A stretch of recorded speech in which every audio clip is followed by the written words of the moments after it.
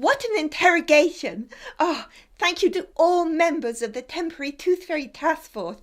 I couldn't have done it without you. You've helped me solve the crime. Now it's time to reveal who done it and how. So let's start with how Mrs. Santa was killed.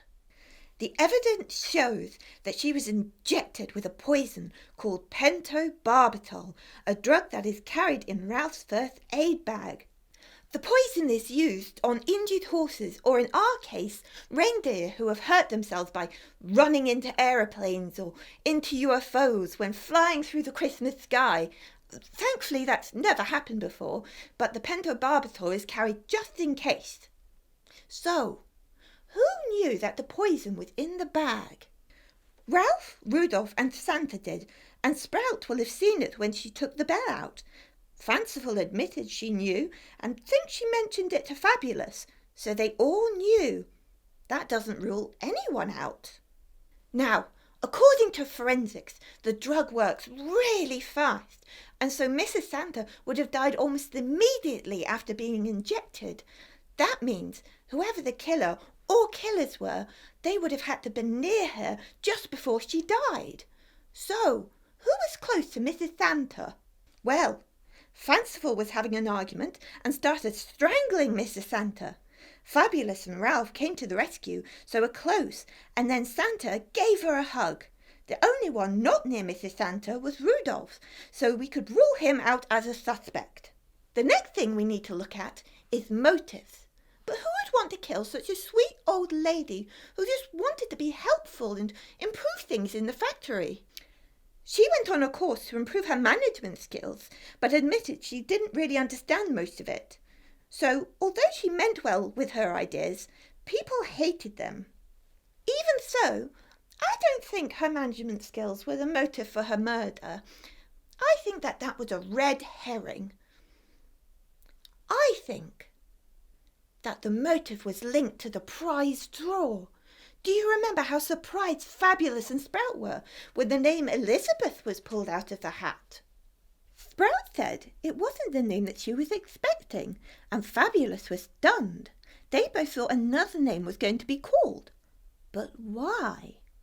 Well, Sprout had expected her name to be called, as she had paid Fabulous to rig the prize draw in her favour. Fabulous had said that she would and had taken Sprout's money. Fabulous had no intention of helping Sprout win. But if the elf was stupid enough to think that she would, Fabulous thought that was Sprout's problem. When Sprout's name wasn't called, she was livid and demanded that Fabulous give her her money back. Fabulous, on the other hand, was certain that her name would be called out. She'd been planning it for weeks, and she'd planted the idea of the prize draw in Mrs. Santa's head and made sure she was in charge of all the organisation. Lots of people had entered, but Fabulous had written her name on every single piece of paper so that when a piece of paper was drawn out, she would win. Imagine her surprise when the name Elizabeth was called out of the hat. It just didn't make sense. Unless Mrs. Santa had tampered with the pieces of paper too, which is exactly what she did.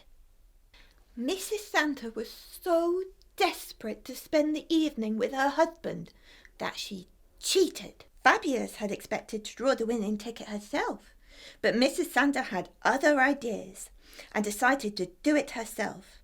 As she went to pull a name out of the bag, hidden in her hand was a folded piece of paper with the name Elizabeth on it. It was this piece of paper which she pretended to pull out of the hat and was presented as the winner. Sprout, Fabulous, and Mrs. Santa all cheated, which is very naughty. Sprout thought she was entitled to it because she was head of the factory, and Mrs. Santa wanted to win because she just wanted to spend time with Santa. But why on earth would Fabulous want to win the seat so much? A clue to this is that she took the money from Sprout. Fabulous had rigged for her to win the prize draw, so she knew that Sprout wouldn't win.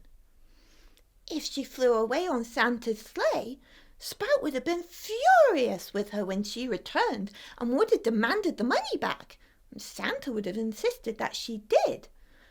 So why would she take the money? Unless she never planned to return. Of course I wasn't coming back. To this place? Wrapping presents all day with these nails? I mean, look at me. I'm stunning. I should be a model or a celebrity adored by the masses. I would be in the human world. I'd have my own TV show, my own cosmetic range. I'd have millions of TikTok fans. I'd be on the cover of every magazine. I'd wanted to go for years, and now that Fanciful had Ralph, I could. Hero said I'd be worshipped, cherished. That's Hero. Hero Danger. Fabulous's pen pal, who has a record the size of your arm. Well, human arm anyway. And now to add to that list, fairy trafficking. Nasty man makes me shudder. Ugh. Poor Fabius had no idea. He'd promised her the world. All she had to do was make her way to Crookford, and he would give her everything. And that was her plan, to win a seat on the sleigh and then run away as soon as she made it to Crookford and take Sprout's money to start her new celebrity life with him. Everything would have been fine with my plan if it hadn't been for stupid meddling Mrs. Santa. Oh, she destroyed everything. She's ruined all my dreams just because she wanted to spend an evening with Santa. Then it occurred to me, if she couldn't go on the sleigh, they'd have to draw another name, and because my name was on all the slips, I'd win. I could still get away. I'd seen Sprout throw the first aid bag, and Fanciful had told me about the poison, so it didn't take me long to put a plan together. And it was perfect. I mean, everyone hated her. I'd be doing them all a favour. The only thing I had to work out was how to slip the injection into her. And then, when Fanciful started fighting with her and Ralph was pulling her away, I saw my opportunity. So while no one was looking, I just slipped the syringe into her back. Members of the Temporary Tooth Fairy Task Force, we have our killer, and the case is closed. Thank you all for your help, and congratulations if you got it right. If you didn't, don't worry. I'm sure you will next time. Bye for now.